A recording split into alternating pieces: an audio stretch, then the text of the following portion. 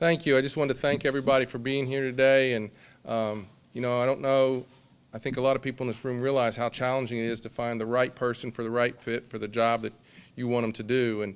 And we feel we've done that and are excited about today and, you know, continuing to build on a great athletic program. We have a lot of success across all our sports. And you know, today we're going to bring in a new coach to our family. And for us, it's about picking the right person that fits our culture and fits who we're about, and I think we have done that. I want to thank our upper administration, Dr. Bailey, for being here today, and our boosters and many of our coaches and staff to celebrate this moment as we bring on. And fortunately for us, we don't bring on coaches every day. We've been fortunate. We have a lot of coaches that stay a while and are very successful. Coach Burkhamer is coming from a wide array of experiences at the Division I, CBA, junior college level, and importantly for us, the last 15 years at the Division II level with a lot of success, over 375 wins. But as importantly as that for us, he's graduated players. He's brought in good players with good character, like we've done here at the University of West Florida. So when we talk about building champions for life, he fits into our theme and motto of what we try to do here at the University of West Florida. So with that being said, I'd like to bring up Dr. Bentz, our #1 fan, to introduce Coach Burkhamer.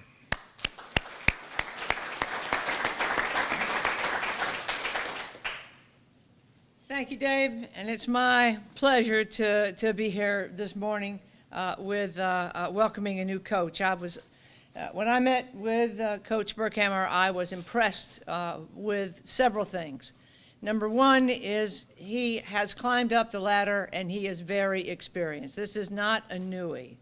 This is an experienced coach who has taken teams from one level and raised them up to a higher level.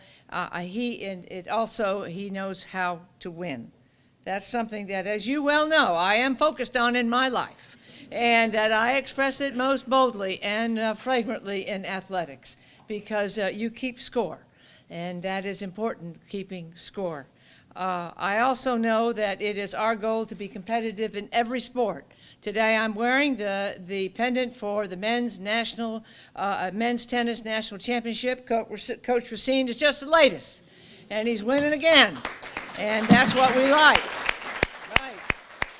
I mean, those are the men's tennis national champions, and you're surrounded by pictures of our national championship teams. And since I've been president, we've had 4, and that's not enough. But the important point is that you all have this drive to win. Not just to play, but to win. Not every game, but win when it counts. Today marks a new era in men's basketball. We have been blessed with Coach Stephanie Yelton, and has taken women's basketball from nothing to something. And it is very important. I mean, right now we've got women's basketball to a point where people want to go see those games. And I see a lot of people leave after those games. You, Coach, you're going to make them stay because they're going to see another good team. But this is important. You've got a great partner in Coach Yelton. You've got the best athletic director on the planet. And you've got a president that understands what athletics do. And even when we start a young sport, as Coach Hancock will tell you, in women's swimming and diving, we're already winning. And that's because we have coaches and we have players that have that in their heart. And I am proud to have you join our coaching team. And I know that the players are glad to have someone of your caliber and of your approach to basketball. So I want you all to join me in welcoming our new men's basketball head coach, Jeff Burkhamer.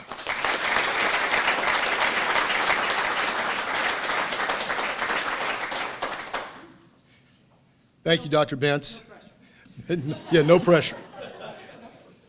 Excited and happy to be here. Excited to take on a new challenge. Certainly appreciate you coming today to be a part of it as we kind of start some new things here with men's basketball. Anytime you have a new beginning, there are folks that you care about, that you've left, things that you feel sorry about, like leaving a very good team at Lander.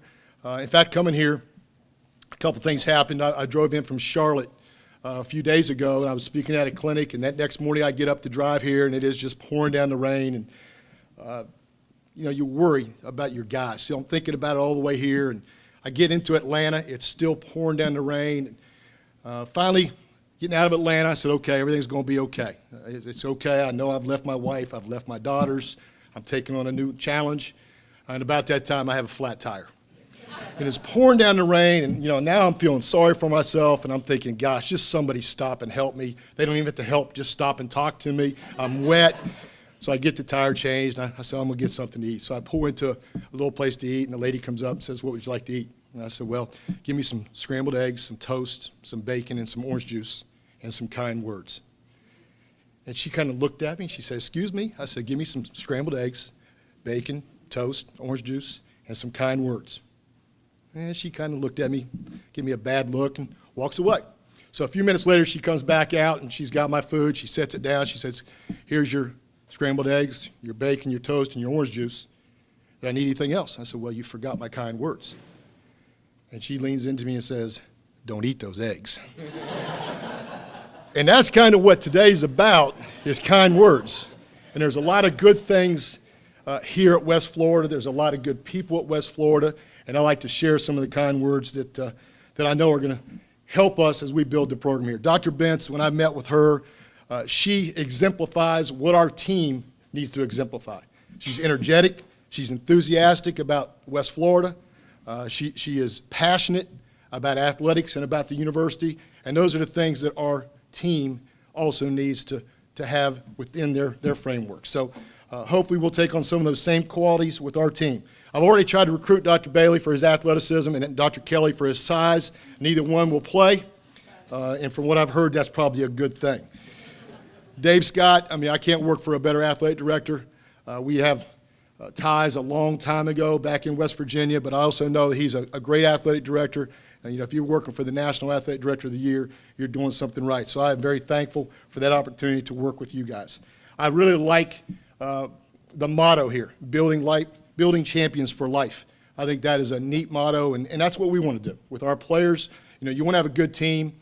You want to have good people. You want to have good students, but you really want to build champions for life. So when they're done, they go on and they're productive in society. Great staff. The staff has been really, really helpful. They were great through the interview process. They've been helpful since I got here. Coaches have come by to see me. I've been very appreciative of that. Had a chance to meet most of the coaches, which is great. You build success with good people, and obviously there are very good people here. I'm very thankful for Coach Stinnett, Coach Anderson, and Coach Hogan for the groundwork that they've laid here with West Florida basketball. We're going to try to build on some of the things that they've done and some of the efforts that they've given and make it even better. I'd like to thank Joe Ambersley for helping in this process, and Danny Dross. Is Danny here? Danny is a guy that, believe it or not, his dad hired me at Santa Fe Community College many years ago. So when I found out that Danny was here, I felt really welcome, and he's come by to see me already, so I know we'll have a good supporter in him. We're going to try to embrace the past, embrace the things that Coach Stinnett and the former players have done, try to get some of those folks back involved with us again, and get them involved with West Florida basketball. Embrace the Pensacola area. Try to get people out here to see us play. Get our faculty and staff involved, and the same thing with our students. You want to always try to get your students out there at games. Many people have asked me, why West Florida? Why would you leave a Division II job to take another Division II job? Well, I've left actually 2 Division II jobs to take another Division II job. So why West Florida? I said, why not? Look at all the success that they've had in all the sports. And congratulations to our tennis team. Congratulations to our swim team. Congratulations to our golf teams. Those guys have gotten stuff done this week. And you look at the past and the tradition here, there's a winning tradition. And we want to be one of those teams. So why not? Why can't we do it if everybody else is doing it? Coach Yelton, she was great while I was here answering questions. She's been nothing but good in coming to me and looking to help. I look forward to working with her. And, man, what has she done in 2 years? Just 2 years of turning a program completely around. So I'm going to rely on her a lot for her help and expertise. Coach Shinnick, I had a chance to work with and talk to this morning a little while. And I had emailed him a week or so ago, and I said, I look forward to building our programs together. They're getting started, we're getting started, and hopefully we can take those 2 programs to another level. I've been a builder of programs. That's something I've done at the last 2 schools, the last 2 Division II schools, at some other places that I've been. I enjoy that. I enjoy taking over a program and having a chance to maybe get it to the next level and create some success, and that's what we'll try to do. Location, how can you not like Pensacola? What a beautiful place to recruit to, a beautiful place to live. So I think that will be much easier with recruiting. Great opportunity for our family. My wife, Diane, will come down when we sell our house. To kind of give you an idea on our family, Diane is in the Hall of Fame at our college for volleyball. So it's an athletic family. Melissa, our daughter who graduated from Lander a couple years ago, was a South Georgia High School Player of the Year in basketball and was an all-region shortstop. So she's pretty athletic. She works in the advertising field now in Greenville. And our other daughter, Lindsay, is a freshman at Spartanburg Methodist, and she's a setter on their volleyball team. So they kind of understand athletics and what goes into coaching. My mom and dad will come down. They usually come and spend from Thanksgiving to the Final Four wherever I'm coaching. They're our biggest supporters. My dad was a high school coach in Ohio for about 30 years, so I grew up with it. And they'll be here, and I know will support us, and I appreciate them. People have asked me about our style of play. Our style of play really depends on our talent. It depends on how we can play. We'll try to do whatever's best for our team. We'll try to play to our individual strengths, team strengths, and stay away from those weaknesses. So some years you may have to play slower than others. Some years you may play man. Some years you may play zone. It just kind of depends on your talent level and the strengths and weaknesses of your team. I can tell you this. We will play with great enthusiasm. We will compete very hard, and we will play together. And I think if you do those things, you get a chance to win. You get a chance to build a program. I'm thankful for our current players, some of our current players being here today. We had our first team meeting yesterday. I talked with those guys about some different things with expectations and accountability and responsibility. And the meeting went very well. And I told any of the guys that wanted to come that weren't in class today that they'd be welcome to come. So I appreciate them being here, and I appreciate Wade coming today too.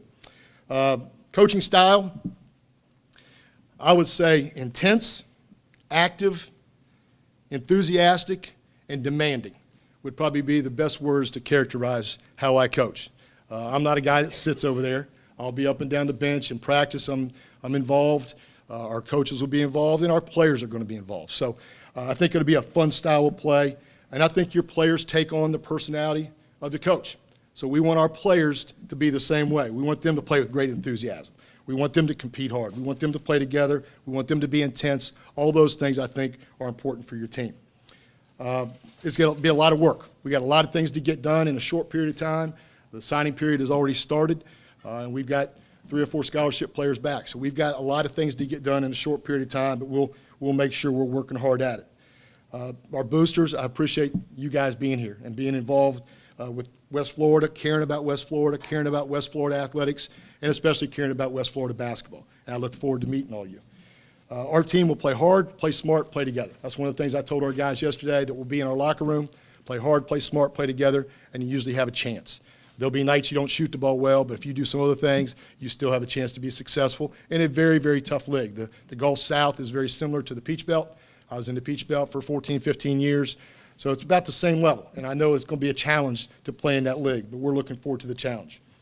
I think we'll give you a team and a program that you'll be proud of, that you'll be glad to support, that you'll enjoy coming to watch play. We'll want good students, good players, and especially good people. And if we have that, our program's going to be really successful. And, you know, there's a difference between just having a good team and having a good program. And I think you can do both. But if I had to make a choice, I want us to have a great program. Because if you have a great program, you're probably going to be pretty successful. It takes a lot of people to have a good program, including you. We need everybody involved. We need you to help us. We're counting on you to be there. We're counting on you to help us in a variety of ways as we build the basketball program. But remember, Rome was not built in a day. It's going to take a little while. But we'll get it done. Hang with us. And I think you'll be proud of the basketball team and basketball program that we put on the floor. Again, thanks to Dr. Bentz, thanks to Dave Scott, and everybody else. Well, I think when you're a slower, smaller, white point guard, challenges are always there for you. And I ended up being the all-time assist leader at my high school and all-time assist leader at my college. And I like challenges. I like a chance to go in and build something from scratch, to take over a program, get better players, get better people in your program, and continue to build it to a higher level. And I think people appreciate that a little bit. It's just fun. I think it's easier maybe to do that than take over a program that's already at the top and try to keep it at the top. So we're going to try to build it, do it the right way with the right kind of people, and get good players in here that folks will enjoy watching. Well, it's similar to Lander and Armstrong Atlantic both. Both teams had struggled the years through before. When I took over at Armstrong, they'd only made the NCAA tournament, I think, 3 times in the history of the school, and we made it 4 times in the last 6 years that I was there. So we built that program. The Lander program had been down a little bit when I got the program.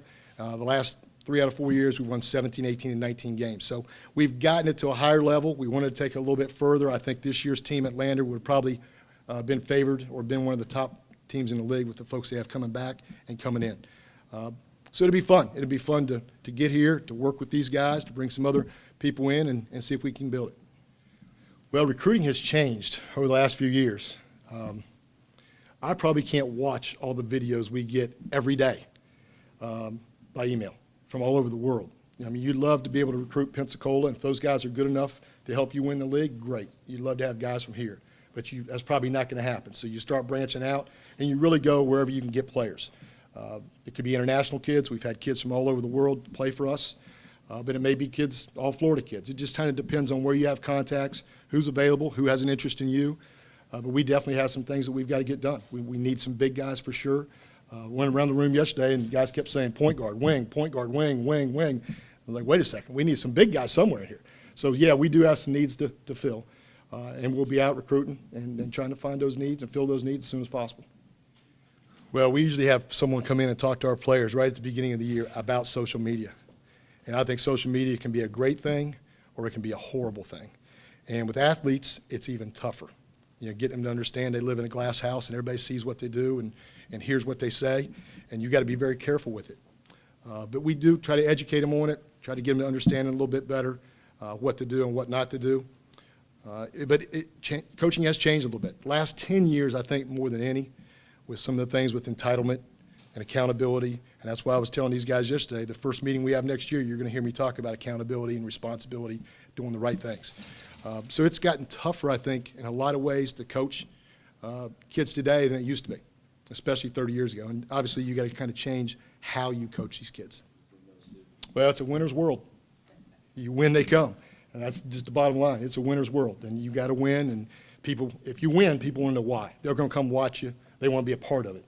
So that's something that is a challenge to us, to build that, to build a winning team, a team that people enjoy watching play, that they come and get excited about. You got to get your students involved, get people on campus involved, and get people in the community involved. And that comes with getting good players and having good teams. So you can see it at every level.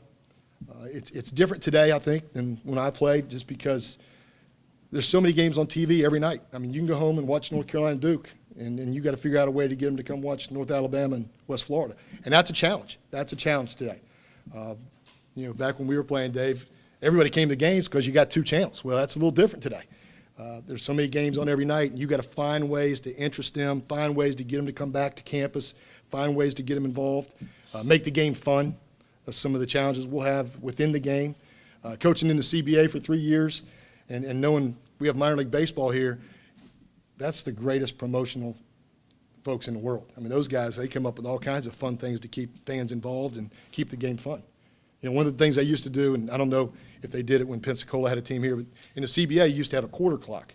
And that's one of the ways that or a quarter scoreboard, that's one of the ways they kept fans involved. So the game might be a 20-point game, but you're playing on a quarter scoreboard to get a point for the standings.